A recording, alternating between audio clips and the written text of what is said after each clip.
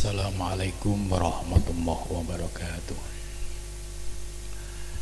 Ila hadratin Nabil Mustafa Rasulillah sallallahu alaihi wasallam wa alihi minal anbiya wal mursalin wal awliya wasyuhada wasyarikin wal malaikatil muqarrabin khususan sanama kita Syekh Abdul Qadir Al-Jailani wa khususan man bacaja Syekh Fadil Al-Jailani wa khususan masaihihim wa khususan asyadidi wa khususan Laumul Fatihah. A'udzu billahi minasyaitonir rajim. Bismillahirrahmanirrahim. Alhamdulillahirabbil alamin arrahmanir rahim maliki yaumiddin. Iyyaka na'budu wa iyyaka nasta'in. Ihdinas siratal mustaqim. Siratal ladzina an'amta 'alaihim ghairil maghdubi 'alaihim waladdallin.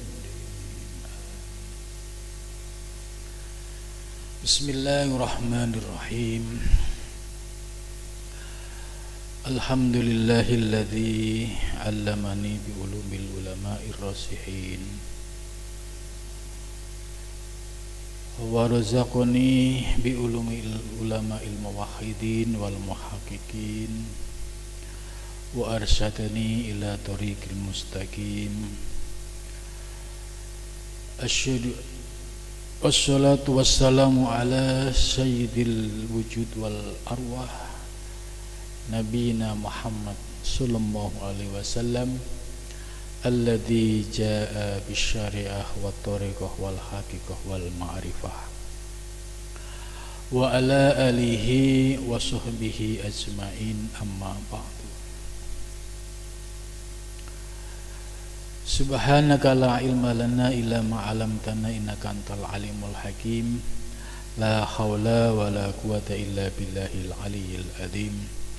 Rabbi shrah li sadri wa yassir li amri wa hlul 'uqdatam min lisani yafqahu qawli. Amin ya rabbal alamin. Malam ini kita akan melanjutkan kajian tafsir Al-Jailani, yaitu tafsir sufistik, tafsir yang membahas dan menguraikan makna-makna yang tersembunyi di balik ayat Al-Quran, yaitu ilmu-ilmu yang berkaitan dengan ilmu ketuhanan atau yang disebut dengan ilmu tasawuf. Mudah-mudahan dengan mengkaji tafsir ini kita bisa mendapatkan pencerahan terkait penafsiran Al-Quran yang relevan dengan ilmu-ilmu tasawuf, sehingga bisa menjadi pegangan dan pedoman para salikin dalam menuju Allah Subhanahu wa ta'ala. A'udzu billahi minasyaitonir rajim. Bismillahirrahmanirrahim. Kaifa wa yadharu alaikum wala kaifa wa yadharu alaikum la yarqubu fikum illa wala dhimmah yurdunakum bi afwahihim wa ta'ba qulubuhum wa aksaruhum fasikun. Istaru bi ayatillahi thamanan qalilan fashaddu an sabilihi innahum sa'a ma kanu ya'malun. La yarqubuna fi mu'minin illa waladimmah wa ulaika humul mu'tadun. Wa in tabu wa aqamus sholata wa atuz zakata wa ikhwanukum fid din wa nufassilul ayati liqaumin ya'lamun. Ayat ini masih terkait dengan permasalahan misak atau muahadah, yaitu perjanjian dan kesepakatan antara umat Islam dan orang-orang kafir Quraisy pada zaman Nabi Muhammad SAW. Sebelumnya sudah dijelaskan ya bagaimana Al-Quran memberikan petunjuk bagi umat Islam dalam memperlakukan orang-orang non-Islam yang mereka menyampaikan komitmen dengan perjanjian dan kesepakatan. Al-Quran memberikan solusi untuk merespon supaya memberikan perlindungan terhadap mereka. Maka konsep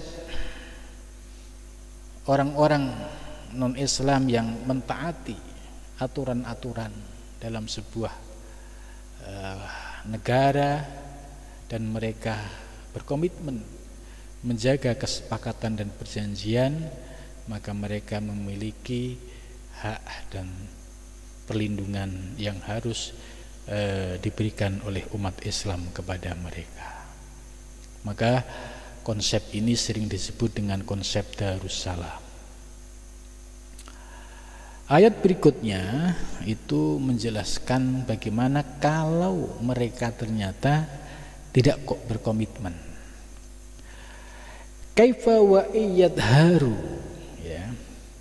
Kaifa bagaimana, ini oleh Syekh Abdul Qadir Jailani dijelaskan, kaifa yakunu lil musyrikina ma'akum ahdun ayyuhal mu'minun wa kaifa ta'tamiduna ala mitsaqihim. Jadi bagaimana keadaan orang-orang musyrik yang beserta dengan kalian yang mereka sudah memiliki komitmen ya dan perjanjian, wahai orang-orang mukmin, dan bagaimana mereka akan berpegang pada komitmen dan janjinya. Itu. Jadi ayat ini memberikan respon, ya. Kalau mereka berkomitmen dengan perjanjian, ya, mereka berhak untuk diberikan perlindungan. Tapi seandainya tidak, nah, ini akan dijelaskan.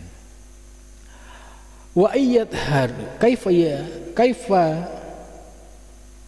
wa iyadharu, dan bagaimana jika mereka menampakkan, ya, alaikum atasmu, la yarkubu fikum ay la yuhafidhu, la yarkubu, mereka tidak menjaga, fikum, ya, yaitu janji-janji atau muahadah dan misak kepadamu. Jadi andai mereka menampakkan, ya, sifat tidak komitmen dengan perjanjian,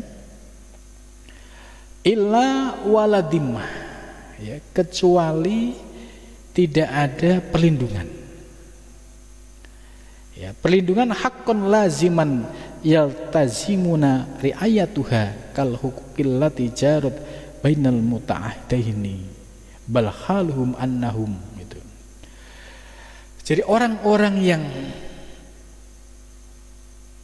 secara nyata mengingkari perjanjian itu, maka waladimah, tidak ada perlindungan lagi, ya, waladimmatan haqqan laziman yaltazimuna riayatuha. Jadi tidak ada perlindungan lagi terhadap mereka yang ingkar terhadap perjanjian. Yurdunakum ay wa yuahiduna ma'akum, dan mereka berjanji ma'akum, sertamu, biafwahihim, dengan lisan mereka, ya, khodaan wa mudahanatan, yaitu mereka berjanji sebatas di bibir yang penuh dengan tipu daya dan pengkhianatan. Itu. Wa ta'bah, dan menolak, qulubuhum, hati mereka, amma sodarot ala alsinatihim, atas sesuatu yang keluar dari lesannya, minal muahadati, dari perjanjian yang telah disepakati. Jadi opsi kemungkinan adanya orang-orang yang awalnya ya menyampaikan ingin membangun komunikasi untuk saling menghargai ya, dengan menyepakati sebuah aturan yang disebut ya muahadah dan juga yang disebut dengan misak, tapi ternyata mereka ya tidak sama antara yang diucapkan secara lisan dengan hatinya. Bahwa model semacam ini ya, ini pasti selalu ada. Makanya Al-Qur'an ya menjelaskan potensinya orang-orang yang melakukan perjanjian itu akan muncul sikap menentang dan sikap membelot di saat mereka melihat satu peluang untuk melakukan perlawanan. Ini yang sudah dijelaskan oleh Al-Quran. Yurdunakum biafwahihim, mereka berjanji sebatas di lisan, wa ta'ba qulubuhum, sedangkan hatinya menolak. Lah, model seperti ini sudah diingatkan oleh Al-Quran bahwa pada zaman Nabi dulu ada ya orang-orang kafir Quraisy yang komitmen ada, yang model begini dia di depan baik seolah-olah mentaati aturan ya, tapi sesungguhnya mereka menentang, sesungguhnya mereka tidak sepakat. Ya, ini boleh dikatakan dengan istilah bitonah. Ya, bitonah itu ya dia melakukan aksi seolah-olah itu menerima, tapi sesungguhnya dia menolak. Ya. Wa aksaruhum, dan ternyata kebanyakan mereka yang memiliki sifat dan karakter seperti ini fasikun, yaitu orang-orang fasik.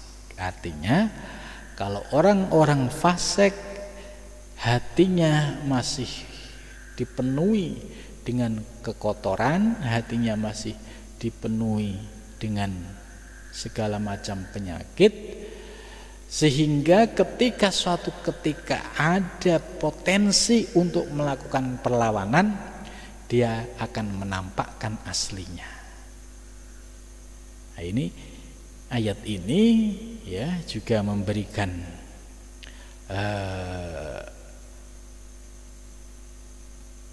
pemahaman kepada kita bahwa selalu ada ya orang-orang yang fasik ini yang nampaknya dia komitmen tapi tidak komitmen. Nah, jadi kita bisa belajar dari peristiwa yang terjadi pada zaman Nabi. Jadi ayat ini terkait dengan peristiwa yang dialami oleh Nabi ketika melakukan gencatan senjata, yaitu dengan menyepakati sebuah perjanjian. Ya, sebagaimana dijelaskan di awal surat, ada yang komitmen, kalau komitmen diberikan perlindungan. Bagaimana dengan orang yang di lisannya menyampaikan komitmen tapi hatinya menolak? Nah, orang-orang yang semacam ini selalu ada. Ya, apalagi kalau kita ya bisa memahami ya kondisi baik di lingkungan maupun di sebuah organisasi, pasti model-model seperti ini tuh selalu ada. Wa aksaruhum fasikun, karakter orang-orang fasik ini selalu ada. Jadi yang dimaksud di sini nampak di depan ya, wa yurdunakum bi afwahim, nampak di depan nji sendika dawuh ya, tapi watak qulubuhum, padahal di belakang dia ya menolak, dia menghujat, dia ya mencari kesempatan untuk melakukan sebuah perlawanan.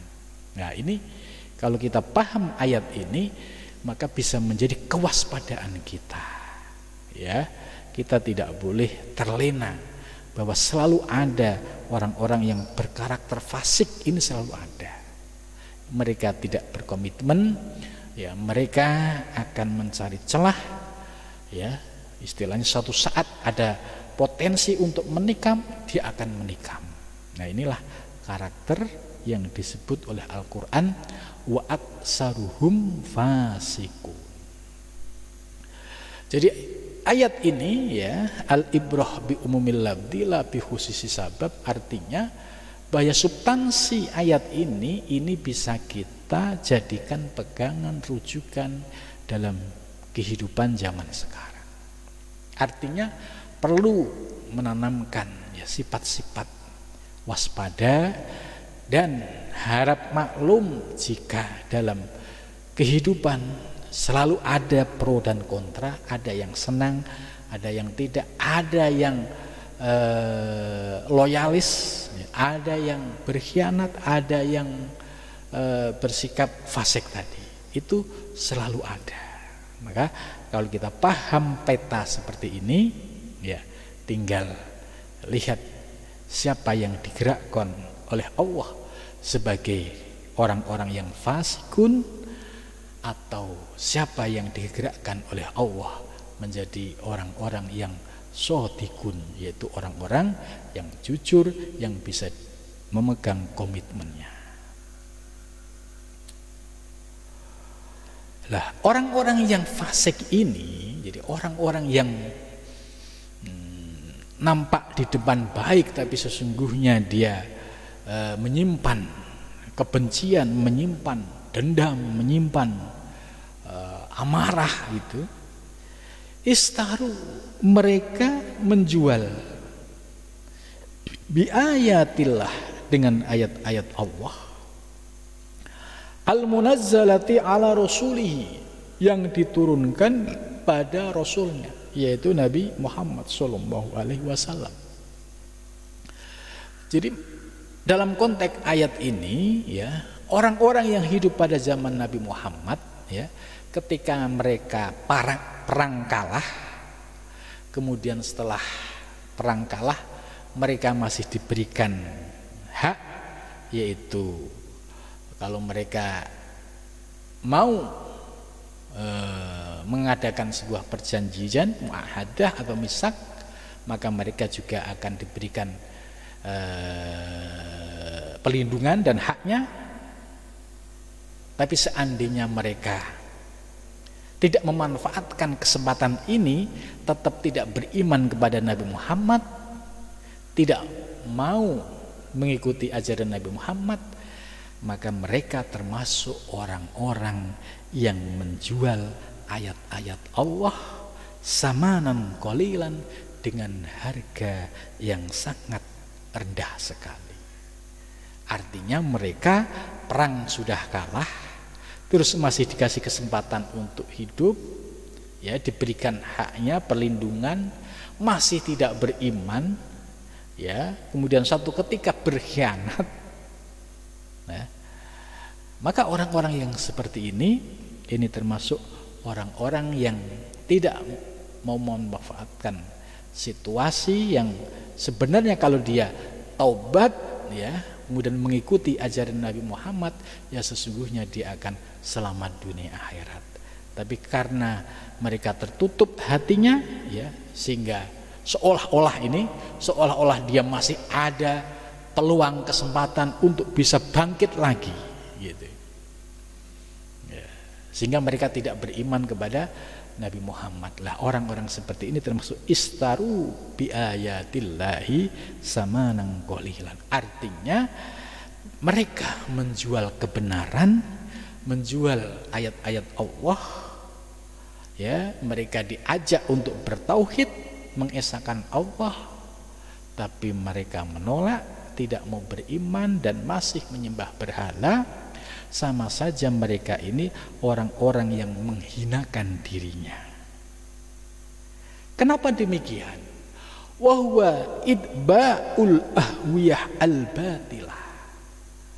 Ya, karena mereka mengikuti bujuk rayu hawa nafsu yang batil yang ada di dalam dirinya.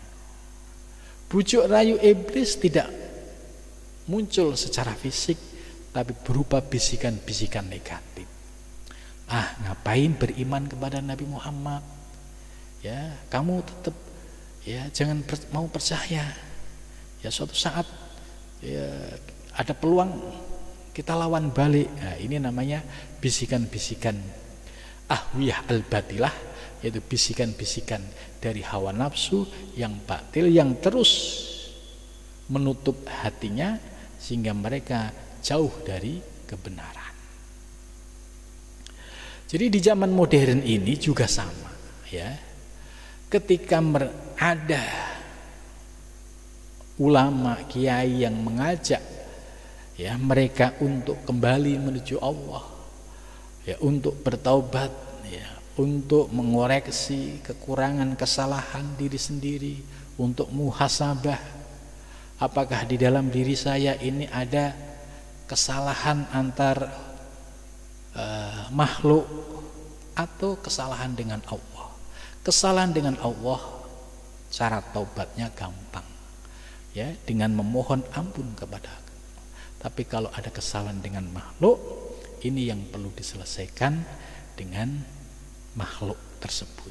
Jadi artinya untuk mencapai kualitas taubat yang sesungguhnya harus meliputi antara hak-hak Allah dengan juga hak-hak manusia. Selain itu, wal aru al fasidah, yaitu pendapat-pendapat yang merusak, allati ibtada'al mubtadi'un, yang memunculkan orang-orang yang selalu merasa dendam, ya, dengan kekalahan sesama, dengan kekalahan dengan umat Islam, ya, mereka merasa dendam seolah-olah dia ya baik, tapi sesungguhnya menyimpan api kebencian dan bara dendam. Bitaswilati syayatinihim, ya, yaitu yang dihembuskan oleh syaitan, ya.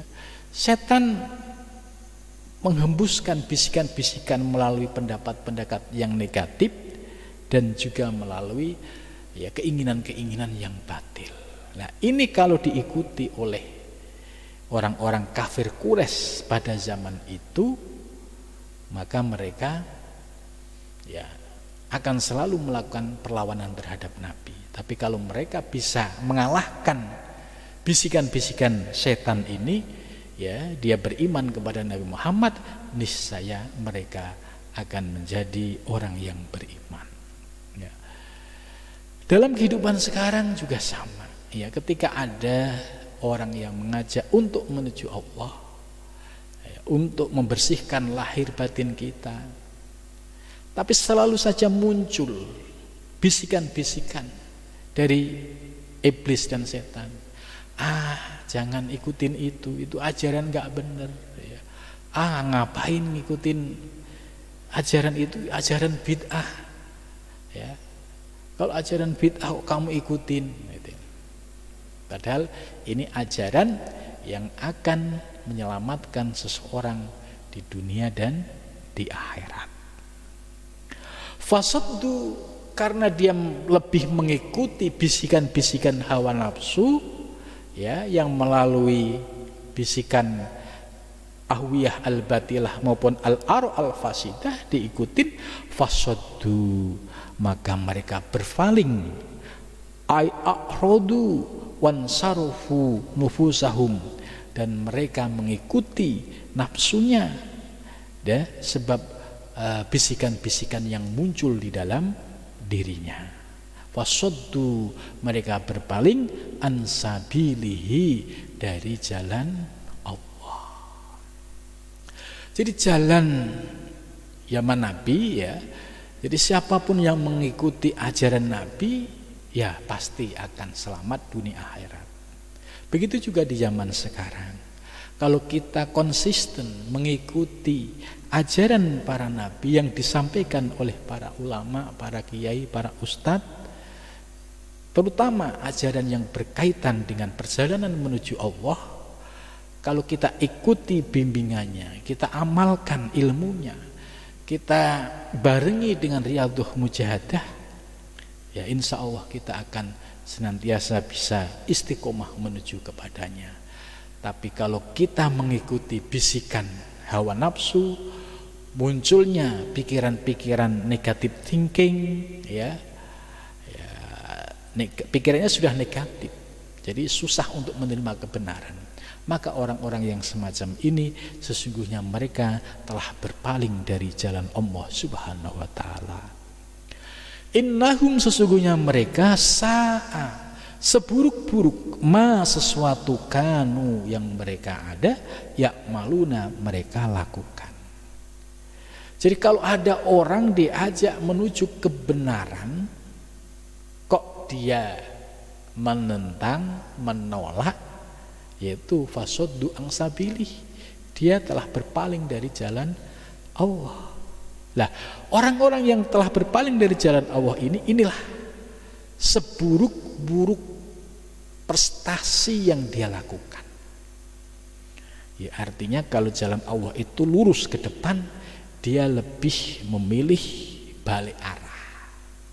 Nah, ini disebut innahum sa'a ma kanu ya'malun. Maka para salik, ya, atau para ahli thariq yang sudah mendapatkan pencerahan-pencerahan ilmu batiniah, yang sudah tahu bagaimana proses perjalanan kita menuju Allah, jangan sampai kita tergoda oleh bisikan-bisikan iblis, ya, kita ngikuti pikiran-pikiran negatif, kemudian menyebabkan kita berpaling dari jalan Allah. Ingatlah, sikap yang demikian itu seburuk-buruk apa yang kita kerjakan, ya. Ini dijelaskan oleh Al-Quran demikian. Ayat berikutnya, la yarkubuna fi mu'minin illa waladhimmah. La yarkubuna, ya, mereka ay wala yurauna, ya, mereka orang-orang kafir Quraisy itu tidak menjaga fi mu'minin, yaitu pada haknya orang-orang mukmin. Jadi mereka sudah berkhianat, tidak menjaga hak-hak orang mukmin min ahli iman, dan juga tidak menjaga janji mereka. Illa waladimah, kecuali tidak ada perlindungan aslan sama sekali. Jadi kalau mereka sudah ingkar janji, bahkan sudah berani melawan atau menghalang-halangi hak-hak seorang muslim, maka sudah tidak ada perlindungan lagi sama sekali. Wa ulaika, dan sesungguhnya mereka adalah orang-orang yang al-asqiya, orang-orang yang celaka, al-mardudun, yang tertolak, humul mu'tadun, mereka adalah orang-orang yang melampaui batas. Penjelasan humul mu'tadun, orang-orang yang melampaui batas, yaitu orang-orang yang at-tajawuz an hududillah, orang yang melampaui batas-batas aturan Allah, dan mereka lebih mengekali, ya, di dalam dirinya itu, yaitu karakter sifat-sifat buruk dan menolak fitrah kesucian dirinya. Itu. Jadi siapa yang disebut humul mu'tadun, ya, orang-orang yang melampaui batas, yaitu orang-orang yang melampaui aturan-aturan Allah, ya, kemudian mereka lebih menampakkan perilaku yang didasari dari hawa nafsu yang buruk, padahal sesungguhnya mereka memiliki kejernihan hati, kejernihan batin, tapi diabaikan. Artinya mereka secara batinnya sebenarnya memiliki kejernihan, tapi kalah dengan dominasi hawa nafsu. Misalkan, jangan-jangan yang disampaikan oleh Nabi Muhammad itu benar. Ini sudah mulai muncul, jangan-jangan benar. Ya, terus dia berpikir lagi, ya kalau saya meyakini benar karena buktinya banyak orang-orang yang mengikut. Terus muncul hawa nafsu, nggak mungkin, Muhammad ini kan bawa ajaran yang sesat, bawa ajaran yang berlawanan dengan ajaran nenek moyang kita. Nah, ini dominasi hawa nafsu, dominasi al-ar al-fasidah, pendapat-pendapat negatif ini yang meruntuhkan mereka. Padahal dia memiliki fitrah tauhid, mereka memiliki kejernihan, tapi kalah dengan dominasi hawa nafsu. Begitu juga ya perjalanan seorang salikin dalam menuju Allah Subhanahu wa taala. Pasti pertarungan antara nafsu madmumah yang tercela, amarah dan lawamah, dengan nafsu sawiyah dan mutmainnah. Ini selalu terjadi pertarungan di dalam diri kita. Kalau kita tidak bisa menundukkan amarah dan lawamah, otomatis kita akan dikendalikan. Apabila kita berhasil dikendalikan oleh amarah dan lawamah, di Al-Quran disebut hum kal an'am, mereka seperti binatang. Artinya kualitasnya mereka seperti binatang. Binatang itu orientasi hidupnya ya hanya sekedar untuk mencari ya kepuasan hidup duniawi. Tidak ada orientasi untuk mencari kebahagiaan yang hakiki di akhirat. Ya, begitu juga orang-orang yang hidup di zaman sekarang ini. Kalau mereka lebih kuat didominasi oleh nafsu amarah dan lawamah, bisa dilihat orientasi hidupnya. Dari pagi sampai malam mereka mengejar-ngejar dunia, mengejar harta. Sehingga pikirannya capek, lelah, fisiknya juga capek, lelah. Terkadang dunianya lari, ya tidak bisa ditundukkan. Nah, orang-orang yang orientasi hidupnya sebatas duniawi ini yang akan menjadi orang-orang yang merugi. Maka tugas seorang salik dalam menuju Allah yaitu bagaimana menundukkan dua kekuatan nafsu madmumah, yaitu nafsu ammarah, nafsu kebinatangan, dan nafsu lawamah, nafsu syaitoniyah. Apabila dua nafsu ini dapat ditundukkan, maka potensi nafsu yang tercela di dalam diri kita akan semakin mengecil dan akhirnya muncul dominasi nafsu yang mahmudah, nafsu yang terpuji, yaitu nafsu sawiyah dan nafsu mutmainnah. Lah, orang-orang yang istiqomah dalam perjalanannya, orang-orang yang istiqomah dalam riyadhah mujahadahnya, orang-orang yang istiqomah dalam zikirnya, insya Allah mereka ini termasuk orang-orang yang akan diberikan keselamatan dalam perjalanan menuju Allah Subhanahu wa taala. Tapi sebaliknya, kalau ada orang yang sudah dihantui oleh rasa malas ngaji, kemudian malas ibadah, malas zikir, nah ini berarti dia digelindoti oleh hawa nafsu ammarah dan lawamah. Maka orang-orang yang seperti ini termasuk kriteria humul mu'tadun, mereka yang melampaui batas, yaitu melampaui batas dari hukum-hukum Allah Subhanahu wa taala. Dalam ayat berikutnya dijelaskan fa'in tahabu. Bagaimana kalau mereka akhirnya tahabu, tobat, ya terkadang orang itu punya kesadaran untuk balik. Tobat itu kan setelah ya, mereka tidak menemukan solusi, tidak menemukan apa yang diinginkan tercapai. Maka fa'in tabu, jika mereka bertaubat, ay waraja'u, dan mereka kembali ilal imani, kepada iman, ba'dama baligu fil inat wal istikbar, setelah mereka menyampaikan sikap menentang dan merasa angkuh dan sombong. Ya, jadi zaman Nabi, ya, kafir Quraisy itu memiliki dua sifat. Inat itu menentang, istikbar itu angkuh dan sombong.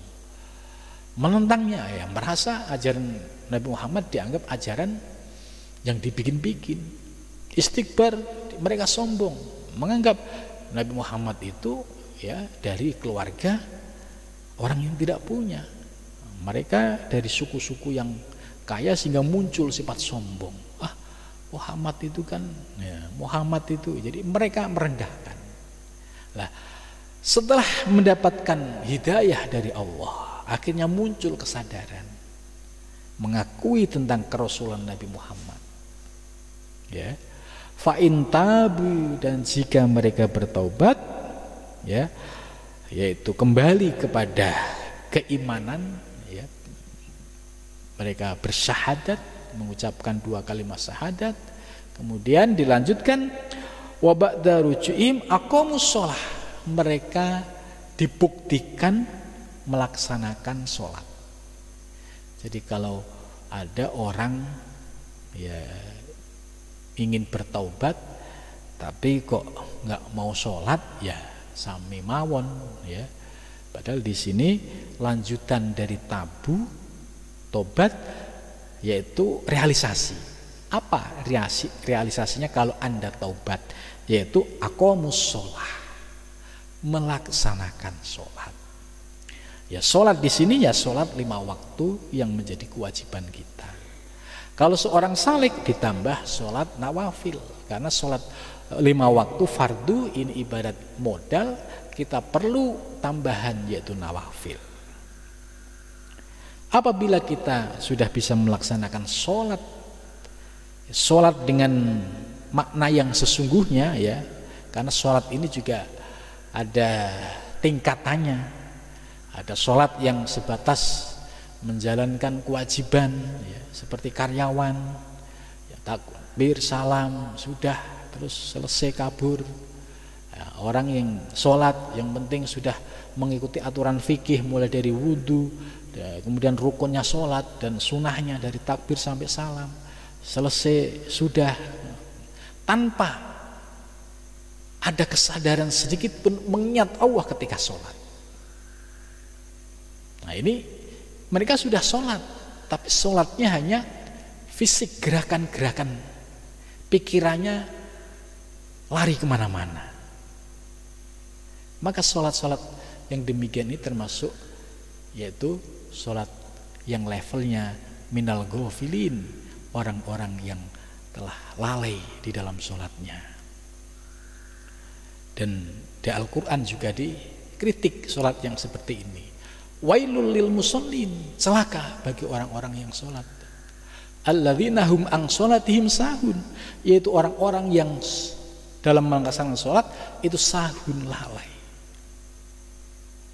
Kemudian wahum yuraun, dan mereka dalam sholatnya ingin dilihat oleh makhluk, oleh manusia.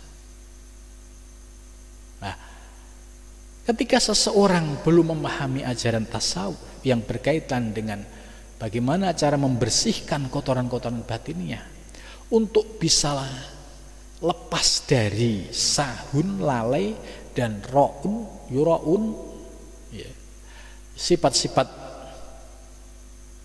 yang ingin dilihat oleh orang, yaitu riya, ya, kalau belum belajar ilmu-ilmu batinnya yaitu ilmu tasawuf, sulit untuk bisa melepaskan penyakit ini. Karena itu untuk mencapai sholat yang ideal, ya, yaitu sholat yang khusyuk sebagaimana di dalam Al-Quran dijelaskan, qad aflahal mu'minun alladzina hum fi sholatihim khashi'un, ya, sungguh telah beruntung, sungguh telah menang, yaitu orang-orang yang menjalankan sholat dalam keadaan khusyuk, mesra, ingat kepada Allah Subhanahu wa taala. Ini apresiasi dari Allah. Tapi yang sebelumnya, wailul lil musallin, ya, celaka bagi orang-orang salat, alladzina hum an salatihim sahun, alladzina hum yuraun, ya, alladzina hum yuraun, mereka yang sukaria, pamer dengan ibadahnya. Nah, dua hal ini paradok. Ya, kita mau menjadi wailul lil musallin atau qad aflahal mu'minun. Kalau qad aflahal mu'minun, ya ilmunya harus di-upgrade, tidak sebatas ngaji fikih, tapi ngajinya sudah mulai ngaji yang berkaitan dengan persoalan batiniah, yaitu ilmu-ilmu tasawuf. Nah, ilmu ini semua sumbernya dari Al-Quran dan Al-Hadis. Jangan sampai ya kita terjebak ya karena merasa sholatnya sudah sesuai dengan fikih, ya seolah-olah itu sudah istimewa, sudah diterima oleh Allah. Padahal ada kritik dari Al-Quran tentang kualitas sholat, dan juga ada apresiasi dari Al-Quran tentang sholat orang-orang yang mencapai pada kualitas khusyuk. Dalam ayat lain juga dijelaskan, ya, innani anallah, sesungguhnya aku adalah Allah, la ilaha illa ana, tidak ada Tuhan selainku, wa aqimis sholah, dirikanlah sholat, lidzikri, untuk mengingatku. Gitu. Jadi disuruh sholat lidzikri, untuk mengingatku, yaitu mengingat Allah Subhanahu wa ta'ala. Nah, jadi jangan sampai kita berhenti pada sholat yang tadi, sholat yang kelasnya boleh dikatakan kelas awam, karena yang penting sholat ya itu sudah bagus daripada tidak sholat sama sekali. Di hadapan Allah pasti ada perhitungannya, pasti ada, tidak sia-sia. Tapi yang membedakan adalah kualitas. Buktinya apa? Al-Quran mengkritik wailul lil musallin.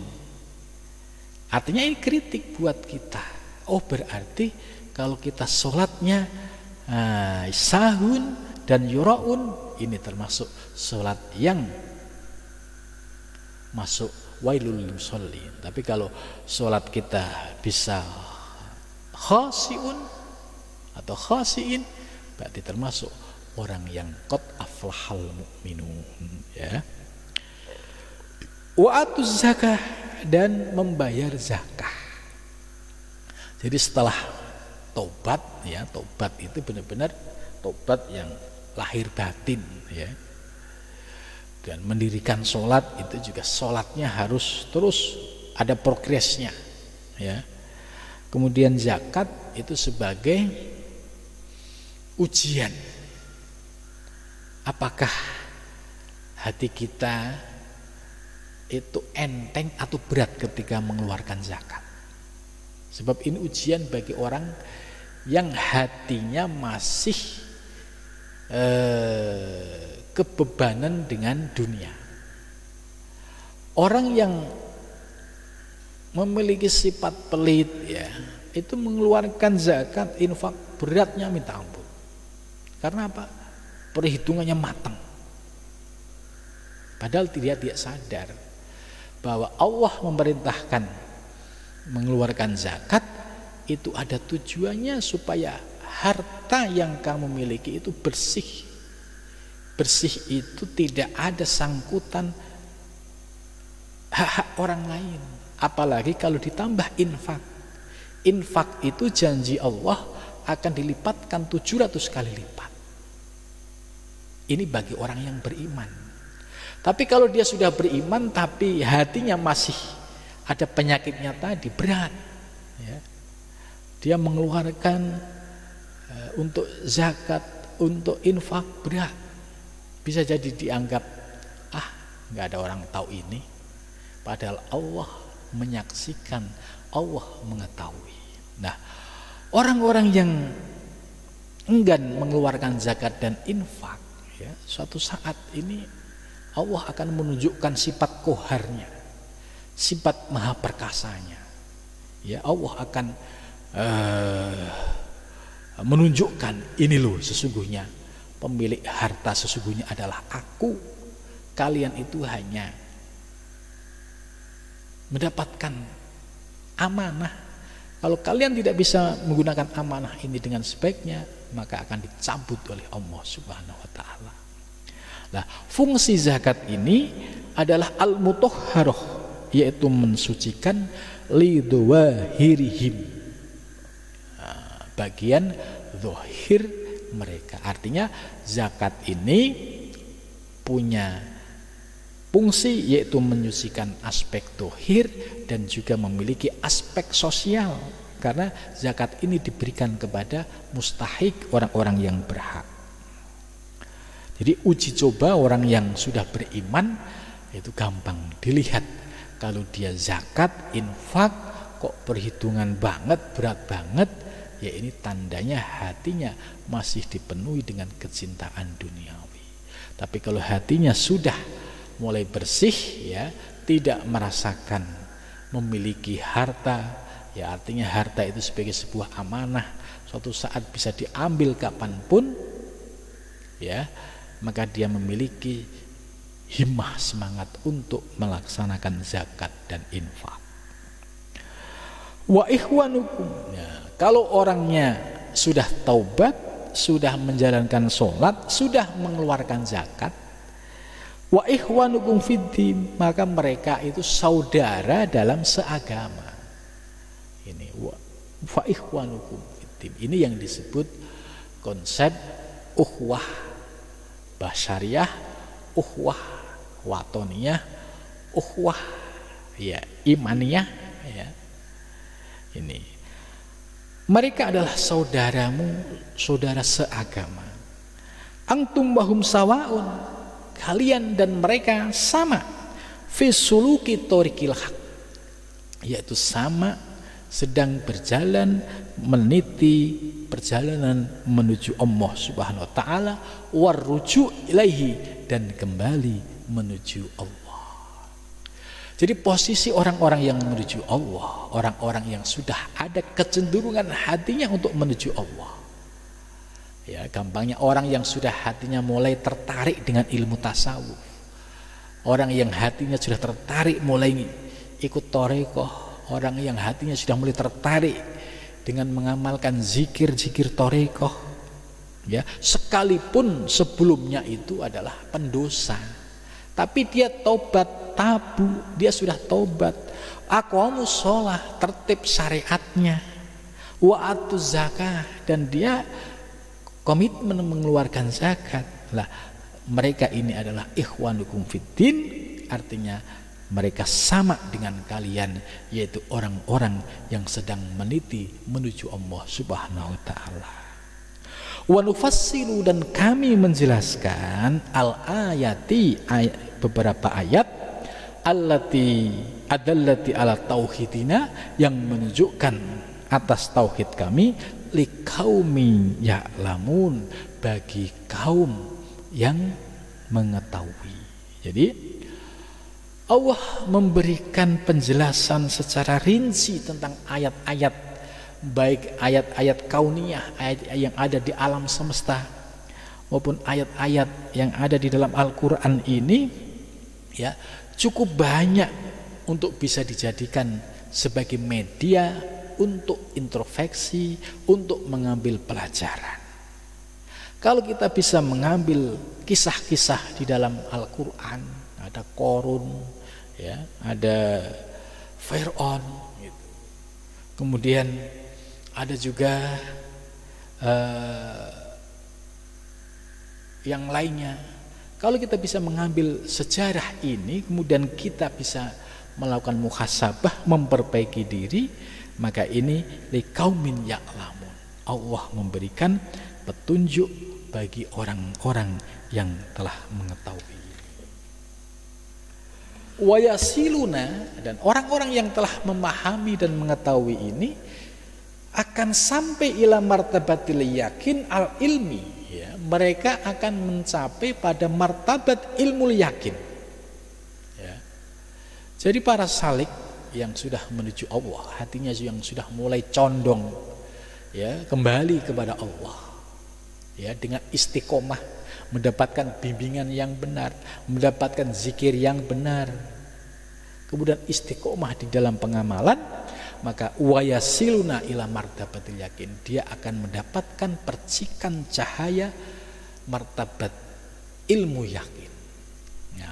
Ilmu yakin kalau mereka dijalani ilmunya dengan istiqomah lagi, maka akan naik wayuriduna at-taroko, dia menghendaki akan mengalami sebuah proses taroki, ya, at-taroki yaitu pengalaman merasakan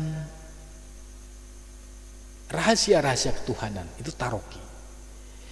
Ilal yakinil aini, sampailah kepada ilmu yang disebut dengan ainul yakin.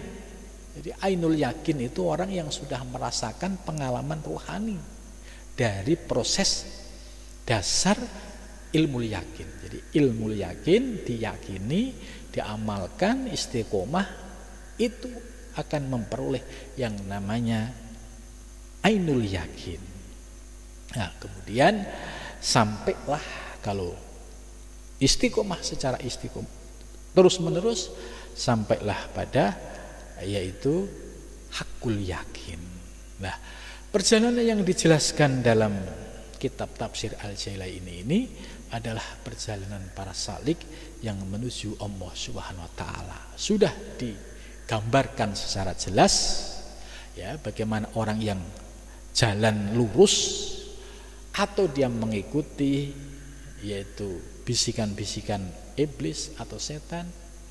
Apabila kita termasuk orang-orang yang mendapatkan bimbingan, bisa istiqomah jalan secara lurus, maka apa yang disampaikan dalam ayat ini yaitu merasakan ilmu yakin, kemudian bisa naik kepada taroki, bisa ainul yakin, sampai akhirnya kita bisa merasakan hakul yakin. Mudah-mudahan kita senantiasa mendapatkan bimbingan dari Allah Subhanahu wa taala, baik lahir maupun batin, sehingga kita diberikan martabat wusul ilallah. Amin ya rabbal alamin.